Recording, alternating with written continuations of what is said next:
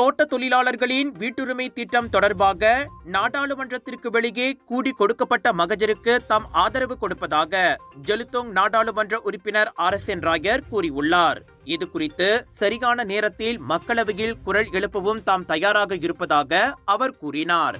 தோட்ட பிரச்சனைகள் மட்டுமின்றி இந்தியர்கள் எதிர்நோக்கும் எல்லா பிரச்சனைகளுக்கும் மடானி அரசாங்கம் உரிய நடவடிக்கைகளை எடுக்கும் என அவர் உத்தரவாதம் அளித்தார். தோட்ட தொழிலாளர்கள் பிரச்சனைக்கு ஆதரவு கொடுப்பதாக பாஸ் உள்ளிட்ட எதிர்க்கட்சிகள் கூறிக்கொண்டாலும் அதிகாரத்தில் இல்லாத அவர்களால் ஒன்றும் செய்ய இயலாது.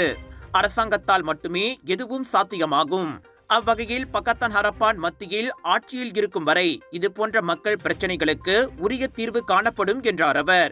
அதாவது எந்தெந்த இடத்துல இந்திய மக்கள் தோட்டத்தில் இருக்காங்களோ அந்தந்த இடத்துல ஒரு சிறப்பான திட்டத்தை செய்து அந்த இடத்துல தொடர்ந்து அந்த இடத்துல இருப்பதற்கு நம்ம ஏற்பாடு செய்வதற்கு தயாரா இருக்கோம். இப்ப மேற்கொண்டு பாஸ் கட்சினால ஒன்றும் செய்ய முடியாது.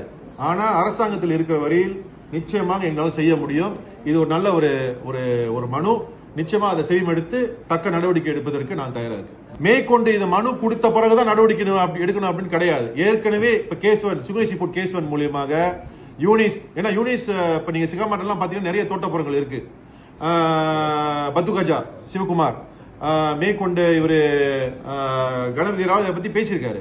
எங்களை பொறுத்தவரையில இந்த இந்தியர்கள் பிரச்சனை தோட்டப்புறத்துல மட்டுமல்ல, எந்தெந்த பிரச்சனை எங்க இருக்கின்றதோ அதெல்லாமே சரி செய்யணும் அப்படின்ட்டு எங்களுடைய இலக்கு. மக்கள் பிரச்சனை குறித்து மனு கொடுக்க வந்தவர்களை சந்தித்த போது ராயர் அவ்வாறு கூறினார். தோட்ட நிறுவனங்கள் தங்களது தொழிலாளர்களுக்கு வீடுகளை கட்டி கொடுக்க வலியுறுத்தி ஏராளமான தோட்ட தொழிலாளர்கள் சில தினங்களுக்கு முன்னர் நாடாளுமன்றத்திற்கு வெளியே கூடியது குறிப்பிடத்தக்கது.